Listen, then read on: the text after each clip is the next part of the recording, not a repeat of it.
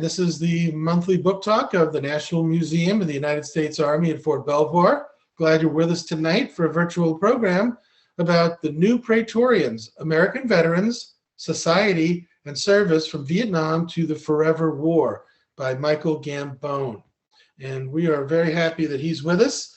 Let me tell you a little bit about Mike. He is the author of 8 books, including Long Journeys Home, American Veterans of World War II, Korea, and Vietnam, which came out in 2017, and also The Greatest Generation Comes Home, the Veteran in American Society, which came out in 2005.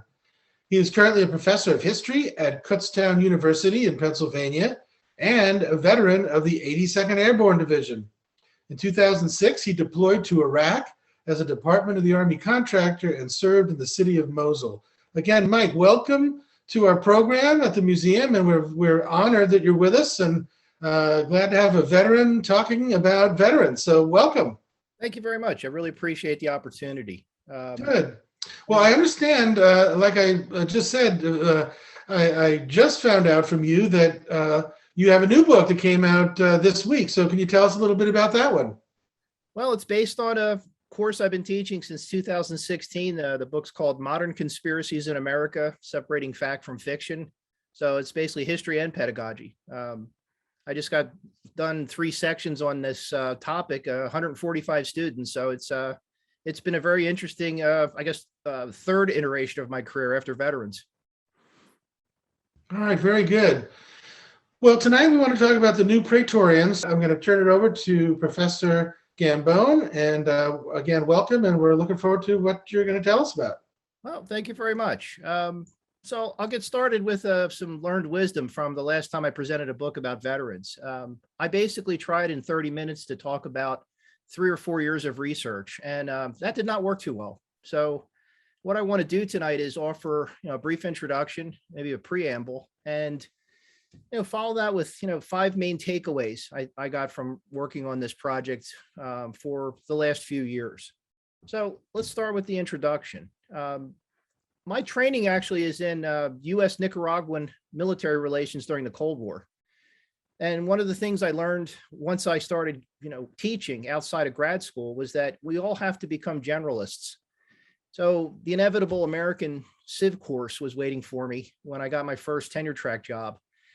And that's where I really started making contact with the topic of veterans. Because when you teach intro U.S. history, you follow World War II with the GIs came home, we built Levittown, the baby boom began, and that's pretty much it.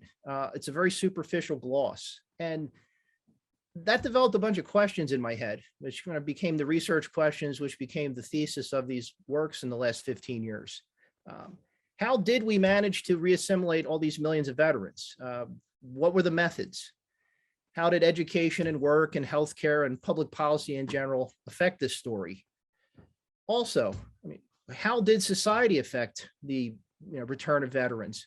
One of the terms I ran across in the Long Journeys Home book it's an old term. It's just called the life course theory.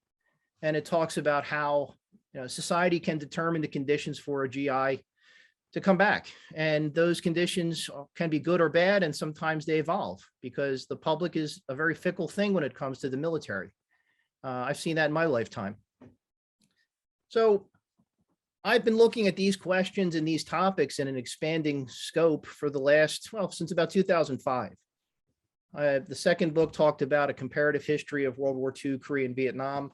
And the one I'm talking about tonight is bringing that story from Vietnam to the present. A lot of people ask me why the term new Praetorians. It always conjures up images of imperial Rome. But what I'm not talking about here is the emperor's bodyguard. The title occurred to me because I think one of the basic premises of the book is that you've got an increasing isolation of American veterans. And that's been particularly so in maybe the last generation, definitely so since 9/11. I think questions that examine veterans are very important because if you look at history and the field of history, social history is a very important part of my discipline. And I think one of the ongoing blind spots that I found over and over again is that we have gotten, 28 at the peak, 28 million veterans in this country. who have a story. And I don't think it has been told in the depth it deserves. That's been changing over time and definitely in the last 10 years. But I think that's a very important thing to consider. I think comprehensive histories are important. I think one of the most important works I've used in the past is Severo and Milford's The Wages of War, which is an older book, but takes the comprehensive approach. I think one of the most important books to think about that I used, that I think provides a lot of good context and methodology for this approach and this topic, is Thomas Childers' Soldier from the War Returning. Because what he managed to do with a very small handful of veterans was look at a whole generation. But I think more importantly, what he also did was took a big step toward demystifying how we see veterans, which I think is very important. So with all that said, let's start off with the first of the 5 takeaways. First thing I really focused on in the book was how the nature of service defines the nature of the veteran. And when I say that, I think about my old provost who was a physicist who always talked about the world in terms of inputs and outputs. But I think that's an important thing to think about, and it's an important approach because all the decisions you make when you join and all the service you do while you're in uniform are going to define the type of veteran you will be. So you ask the questions, why do you join? And some of the reasons are very typical, and they cut across race and socioeconomic group and gender. Young people, men and women, join because they're curious or they're bored, or in some cases, maybe it's tradition. There's also an interesting streak of pragmatism. One of the things I found in surveys of Vietnam era veterans was that African Americans joined for education and training and advancement. That's an interesting decision, and it does separate them from other veterans at the time. It also is going to come back in the story of veterans after 9/11. How and where these people served matters. We all know about branch rivalries. I was stationed at Fort Bragg for my 3 years, and we definitely had a rivalry with the Air Force, seeing if they could hit Sicily drop zone on a good night or not. What you have in the military are tribes, really, that aren't just based on branches. They're based on specialties, bases, deployments. They have their own traditions and norms and practices, and all these matter. And I think one of the more important defining features of service is combat. That's more important today as we talk about the forever war, but it's also a very highly definable influence on a veteran. The military is very fond of the term tooth to tail ratio. And if you look at the services traditionally, the number of people who fight have been shrinking since World War II. I have a good Army survey that has the total number of personnel who fought at about 60% of units. By the time we get to Vietnam, that's about 29. And by the time you get to Iraq in 2005, right before I got there, about 1 in 4 personnel in country were actually in combat units. All that defines service and what comes out. Now, on the other side of that, are there any commonalities? And the short answer is yes. I'm rereading Tim O'Brien's excellent book, The Things They Carried. And it's an interesting story because it talks about the things that unified people in uniform. And they're simple: boredom or fear or exhaustion or impatience or your experience at the Veterans Administration. So there are things, regardless of branch or deployment or specialization or war, that are commonly held. So I think at the very basis of any study of veterans, you have to understand what influences the nature of the service, but what is equally shared. And what you have to do is find matters of degree and establish a balance. And I think that's what good scholarship will do. Second takeaway, and again, fairly obvious. I talk in the book about the relevance of Vietnam. You've got a war that's going to set the stage for service and veteran status for the next half century. If you look at the numbers, significant. 8.7 million Americans served in the Vietnam era between roughly 1964 and 1973. About 3.5 million served in and around Southeast Asia. If you look at the demographics of these people, you have a younger cohort, right? You've got draftees that make that so. But also, if you look at Vietnam and compare it to Korea or World War II, of those 3 wars, it actually had the highest number of volunteers. Only about 25% of those who served were draftees. It's a fairly well-educated force, at least in the beginning, although that changes over time. Right? I think the nature of the war is pretty well understood and it's been well covered. You've got elements of conventional war that are combined with a counterinsurgency. But I think one of the more important parts of that type of service is the one-year tour, that segmented tour of duty that defined a timeline.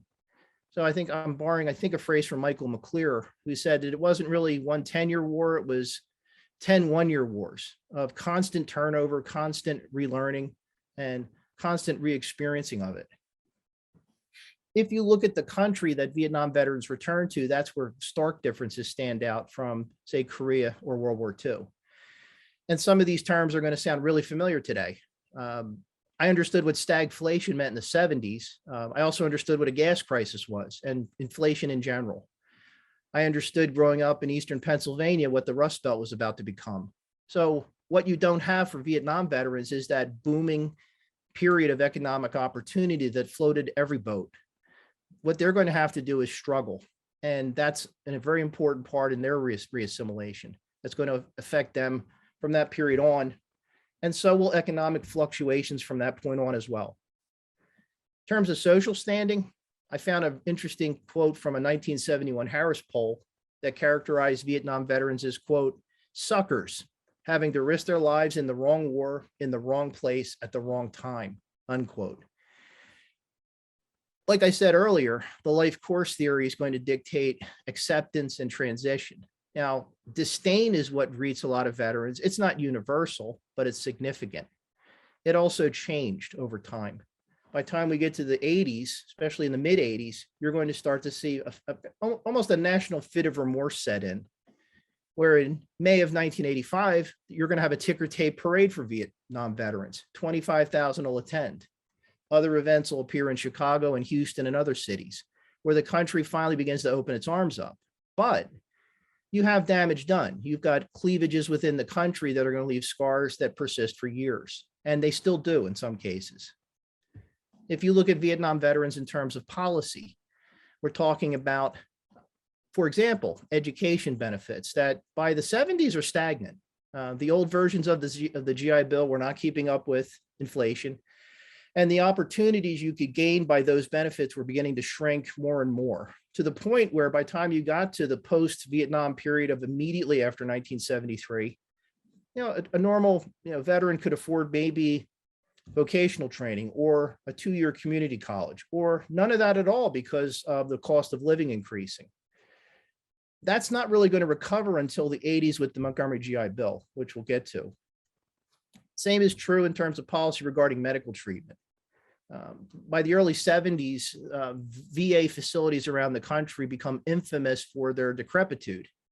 And that stands in very stark contrast to the basic fact that a lot of these GIs coming back from Vietnam were in desperate need of help, in part because combat medicine was excellent. And you had people surviving significant injuries that were in serious need of rehabilitation and help.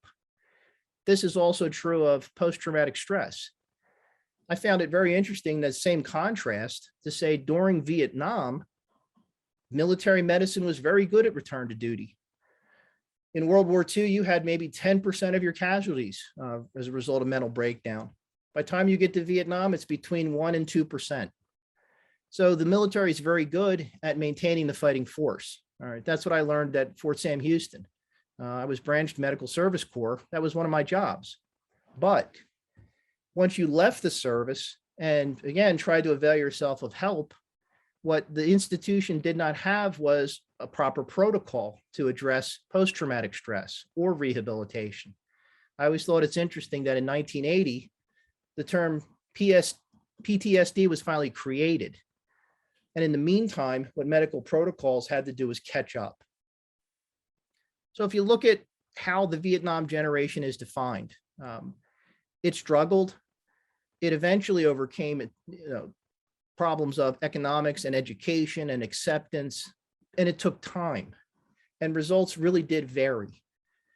I thought it was interesting when I found a survey from 2003 of 30,000 veterans, and it noted distinctions in the Vietnam era that reflected whether you were a draftee or a volunteer, or whether you were African American or white. Generally, overall of the 30,000, veterans had a reduction in wages below civilian counterparts. But among African Americans, if you were a volunteer who served during the Vietnam era, your income was about 7.5% higher than a peer. So again, depending on who you were, it determined success, failure, struggle, and reacceptance and reassimilation over time. The whole is a matter of the sum of the parts. Third takeaway. One of the things I looked at that was an important factor to define veterans in the modern era is the end of the all-volunteer force. You look at the end of the draft in 1973, it's an extremely important point of demarcation. What you had for 2 generations in this country was a peacetime draft for all intents and purposes, but it was never universal. Selective service describes exactly what it was. A great source on this was George Flynn's book, The Draft. And he talks about that. Family status, your status as a worker, your educational status, all determined your deferment and liability to service. All that said, you had a much broader base of participation in the military in the 40s, 50s, and 60s, up to and including 1973. At that stage, the military had to change. And when Richard Nixon commissioned a committee to investigate how to do this, they basically embraced what became a market-driven process. And that's what the military followed, trying to leverage their skill set in a civilian marketplace with a product that was very unpopular at the time. But that's what their focus was on. If you look at military recruiting campaigns in the 70s and 80s, there's a very hard focus on technology and skills that will be accompanied with service that you could parlay into a career afterwards. And that's going to matter later. If you look at the peacetime military as well, the inputs are changing. Women, who we'll talk about at length soon, become an increasing proportion of the military. More minorities will serve. So you're going to have a much more diverse force. At the same time, in the 70s, almost into the mid 80s, you're going to see a very steep decline in recruit quality, where people are going to struggle to basically meet the basic limits of their military occupational specialties. That will change in the 80s, but at the time, it's a drag on the military, and it will define the success or failure of veterans leaving. Overall, if you look at service in the new all-volunteer force, what's notable is that it is becoming more and more transactional, where you're basically making a bargain with the military to learn a skill and then leave, which also defines another feature of it. It's temporary. When I went active duty in 1985, the Montgomery GI Bill kicked in and the benefits were very good, but it practically guaranteed a high turnover rate in units because people took advantage of the recruitment incentive that the military offered. By the time we get to the 90s, they're going to continue to do that. And you're also going to see a shrinking force. Reduction in force, or RIF, becomes the new acronym of that decade. And what you're starting to do here is, by design and by policy, make military service even more temporary. Fourth takeaway. I looked at the nature of post-September 11th veterans, because in the last 20 years, and it's hard to imagine it's been that long, they have their own distinctive features. If you look at the nature of the active duty military after 9/11, it's young. I was surprised to find out that about half of the active duty military in all branches, half was about 17 to 24 years old, which is very young. More often than not, and far more often than their civilian peers, they're married. So they have family responsibilities. So what you've got is a young cohort of people with a future in mind and plans, which again reflected their career fields and what they chose and what they wanted to do when they got out. They wanted to make their way, once leaving the war and service, for not just their betterment, but their families. And that reminded me a lot of the post-1945 generation. Another key feature of veterans after 9/11 is the number of National Guard and reservists in that contingent. And it's big. If you look at the immediate post 9/11 period onward for about the next 15 years, the Pentagon and state governments are going to call up over 800,000 reservists. So you're going to see stories of men and women coming back with long-standing commitments in war, and they're going to be going to war again. What all these people are going to have, which again is another defining feature, making them very different than the Vietnam generation, are the repeated deployments that they go on. I always thought it was interesting. If you look at the 9/11 period, you don't have this giant surge of people rushing to volunteer. What you did have were a high rate of re-enlistments. So the active duty military, the Guard and reserves, they're signing up and they're going to be used. And I've got friends, I did my one tour, I have friends with 4, 5, 6. It depended on your specialty. If you're in civic affairs or transportation, or if you're an MP, you're going to get called up a lot. There's a military police battalion in Maryland, the 115th MP battalion. It was called up 3 times in just a 2-year period. And that becomes an ongoing part of service, but also that transition back and forth between the military and civilian life. I think reservists exemplify that best. I just had a student deployed last semester to Kuwait. I had another who was being deployed to Poland. So burdens like this are continuous. And although the operational tempo is dropping off, or it's beginning to pick up again. All of these veterans, regardless of the source, did experience some traditional problems, and some were related to employment. You have federal law that was crafted in 1994 to protect reemployment rights. Essentially, 50 years after the original GI Bill, the federal government was trying to sanctify job security. Problem with that, though, is that a lot of employers were having employees sign agreements that waived their access to federal law in order to get the job. So a lot of veterans coming back from the Middle East or deployments to Afghanistan or Iraq lost their jobs summarily.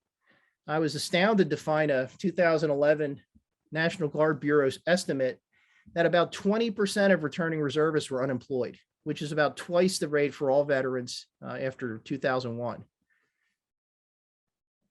One of the most interesting parts of this story is how veterans tried to fix this.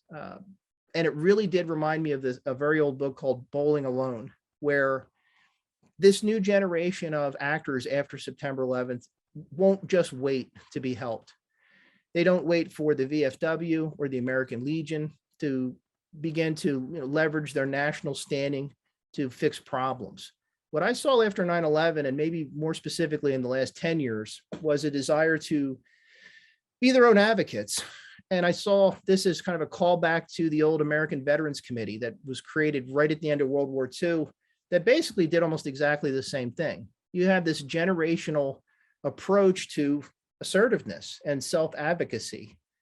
Good example of this is the Student Veterans of America, which formed in 2008 and focused obviously on educational benefits. In about 10 years, it had over 1,500 chapters. And what it did was work with these new generation of GIs coming into schools, specifically colleges, to help them navigate, which is a pretty difficult process when you combine local registrar with the Veterans Administration, where you have to understand how curriculum works or how classes transfer, or more importantly, how you keep your benefits on track to pay your tuition. So what the SVA did was act in all these respects. And in some cases, it put itself far out above and beyond the government itself. Good example of that I found, which again was interesting, was that I couldn't find graduation rates for veterans. I couldn't figure out exactly how many of them were graduating in a 4 or 2 year program, or even a 6-year program. And the SVA did that. They actually conducted a survey in 2017 and published the rates. And that's where I got one of my best sources for this work. Turns out that 6-year graduation rates for veterans were about 53%, which puts them at about the same as a normal student. What the SVA also did, along with other nonprofits, which we're going to get to, they also exposed a lot of abuse by organizations like University of Phoenix and Capella. And the goal here again was to protect veterans, not just advocate for them. Another part of what I wrote about in terms of self-advocacy took a different form in terms of marketing. None of this is new. If you look at how military status has been created as, part of public relations for product placement. That's a very old story. One of the books I worked on, you had a lot of corporations after World War II talking about how they all served along with the average American to win victory over at the Axis powers. Dow Chemical did that. That's a very old thing. What was interesting about the post 9/11 generation was how quickly they adopted themselves to leverage their status in a market. And the example I used among a bunch of them was Black Rifle Coffee. Here you have basically a boutique, coffee provider, which is in a very crowded market. But what people like Matt Best did, one of the founders, was that he found a way to leverage his standing as former Ranger, Iraq combat veteran, and so on, to win over a country that was very vested in the idea of military service, if not coffee. But it worked. And what he presides over is a multi-million-dollar company today. And it's fascinating.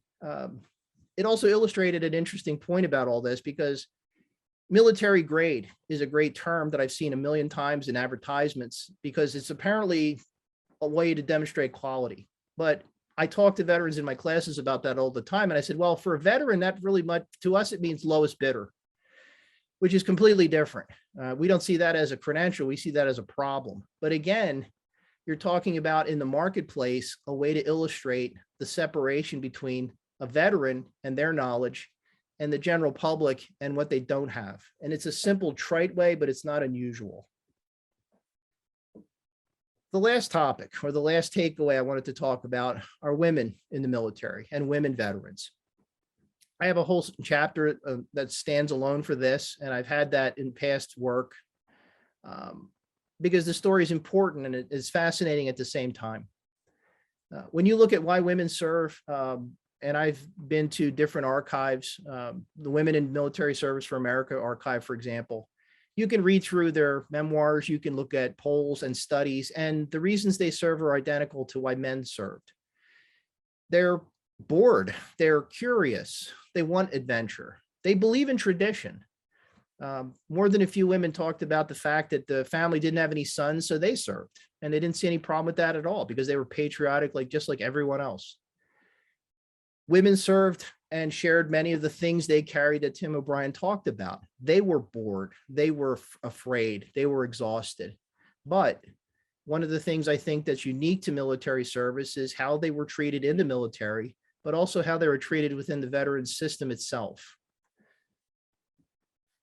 A starting point for this is federal law.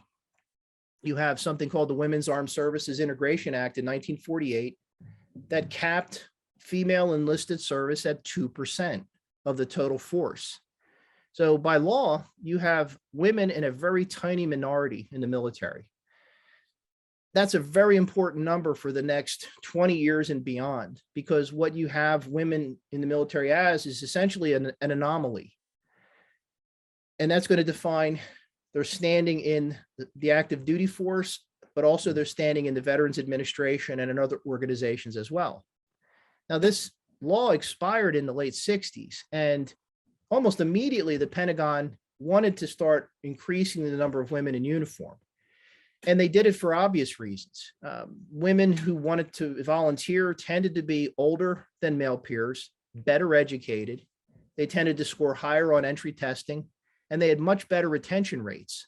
So as far as the military was concerned, they were a boon. They were going to help with this problem of the post-Vietnam all-volunteer transition. They were also proven quantities in hundreds of military occupational specialties. That was a standard established in World War II, and it continued into the next following decades. There were still institutional limits. I mean, the most obvious one regarded combat. You had a barrier to women up until recently to that type of participation. Same was true of deployments, although they were rare in the 80s, and that changed after 1990. It's interesting that some women in, say, combat service support or combat support functions were non-deployable. When I was at Fort Bragg, we had a female company commander who was in charge of a signal company. But according to doctrine, she could not go with her own unit if they deployed. And that was in 1985. Desert Storm was going to change that, and simple practicality was going to change that. But what you have are a lot of obstacles to women that are produced by institutions. You have non-tangible factors as well. One of the projects I'm working on right now with a colleague at the Air Force Academy is this idea of what the warrior ethos means in the military and how that comes to reflect a male approach to fighting and serving and recognition of service. Those are hard ideas to get your hands around statistically because they're slippery, but they're also very meaningful in how you're seeing service, valuing it, and recognizing it after it's over. All these things are reflected in institutions that addressed women veterans. So for example, you have such a small number in uniform that the VA has an enormous number of institutional blinders regarding them.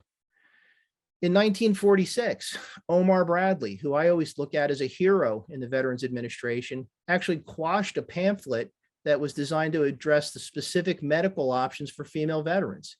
He believed that the existing system was adequate. He was wrong. All throughout the timeline I looked at in this book, from the 70s almost up until including the present day, you've got enormous gaps and significant ones in services available.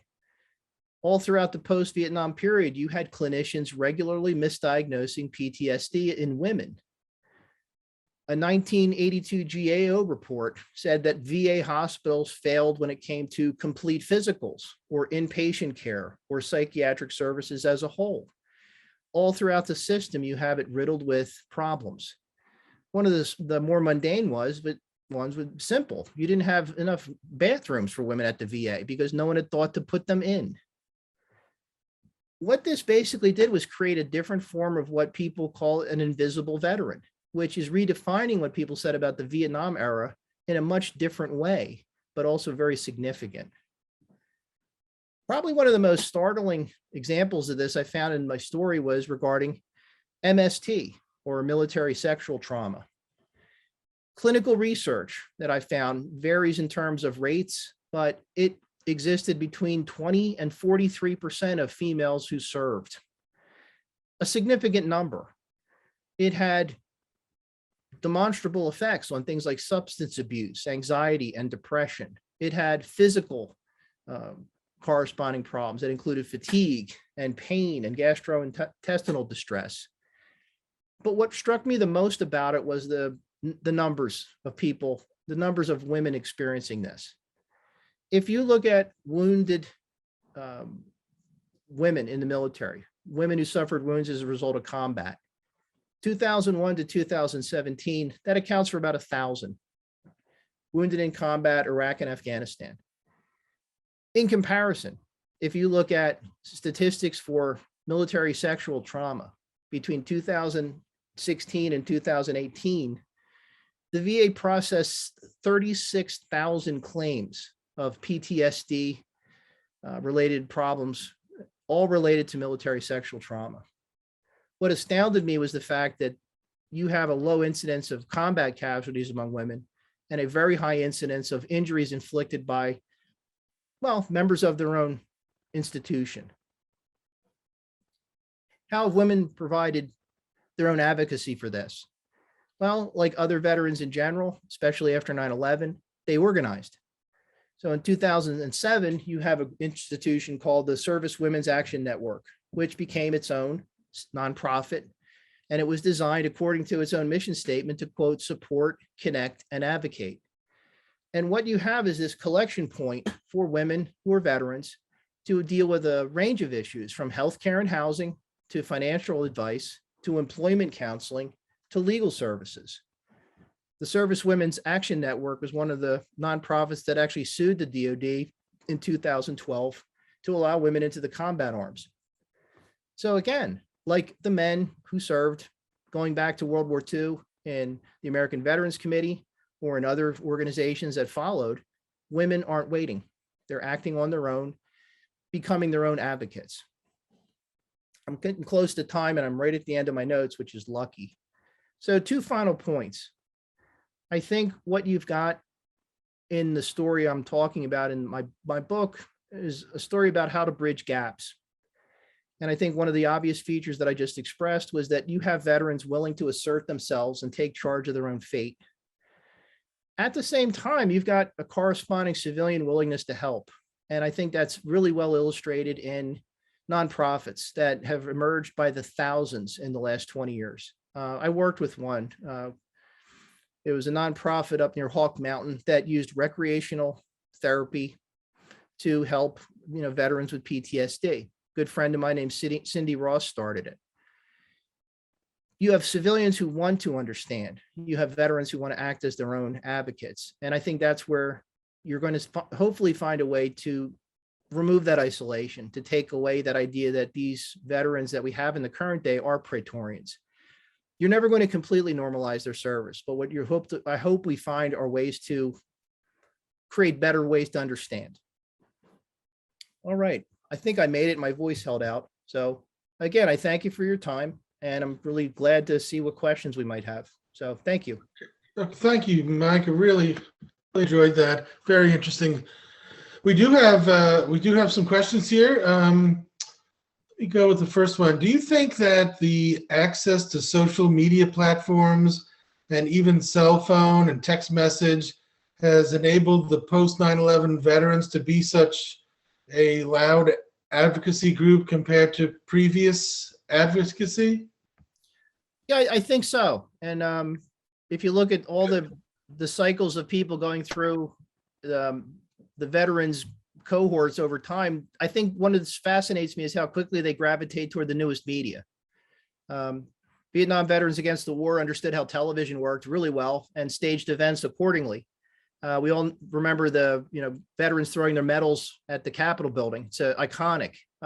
Exactly the same thing is true today, where Twitter dominates communication and organizing. So I think that's absolutely true. In your research and writing and your own experience in the military, what do you conclude about veterans' preferences in hiring in government positions? Well, I benefited from it when I got my job at a state college. I have mixed feelings about it. I understand the need for advocacy, and it's a very early form of affirmative action, this recognizing service. I don't think it's a substitute for quality. We all want to be hired on our own merits, but I understand the desire to recognize service. So I honestly have mixed feelings about it, even though I benefited from it. Another question we have here, among Vietnam era veterans, is there any difference between those who served as officers and those who served in the enlisted ranks in terms of problems with PTSD? Oh, that's a great question. So this is what I learned. It's interesting because I use Millett Maslowski's book constantly in class, and I was interesting to discover that the very highest casualty rates among Vietnam troops was among junior lieutenants, which didn't really surprise me. The same middle class kids that I went up through ROTC with back in the day. But I think you have a greater ability for resources. So you might have very parsimonious educational benefits after Vietnam, well into the 80s, but officers generally had a better ability to meet basic costs like room and board. They were much more likely to be able to go to school and cover gaps in coverage that were resulting from those kind of short-shrifted GI bills. So there were more options. I also thought it was interesting that among women, a lot of women didn't want to rely on the VA for medical care, so they went to private programs because they had better post-service employment, and it allowed it. So there were more options for different types of cohorts that separated them, I guess is what I'm saying.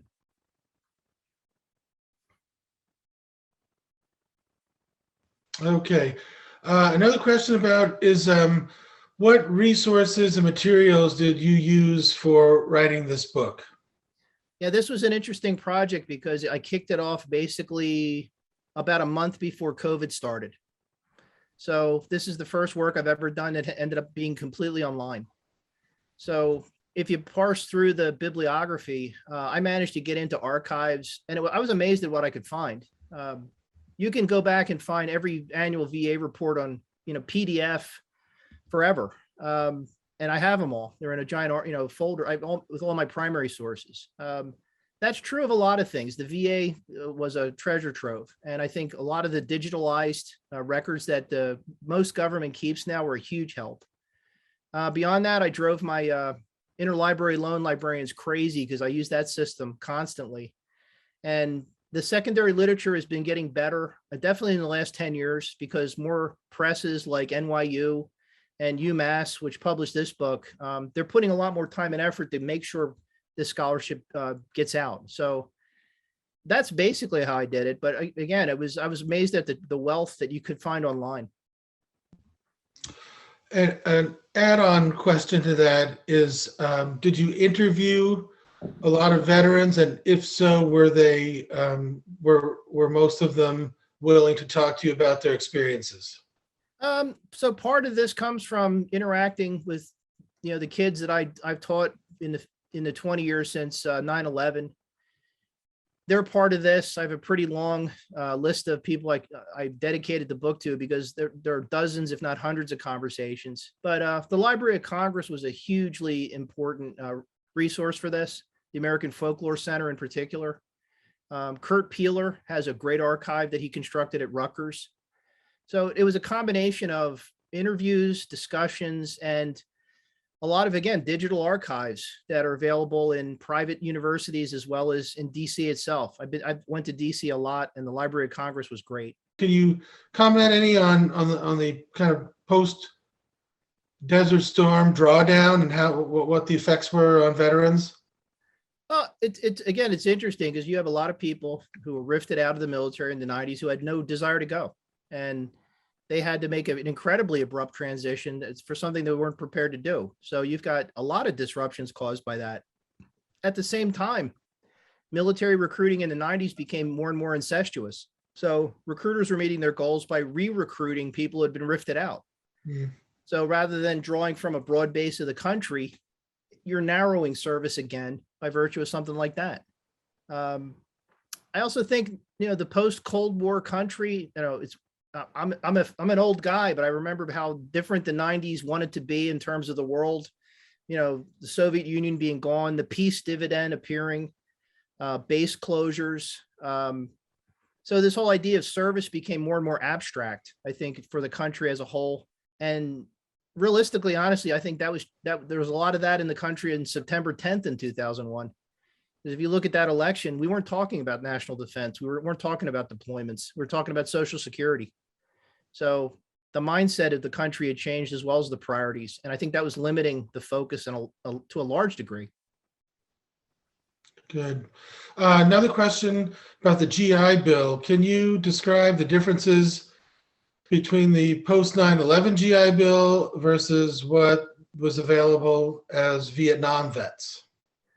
So the basis of the Vietnam era bill, or the Cold War GI Bill, came out in 1966. And there have been some good scholarship on the debates as to whether a Cold War era veteran deserved the same amount of benefits as a World War II veteran.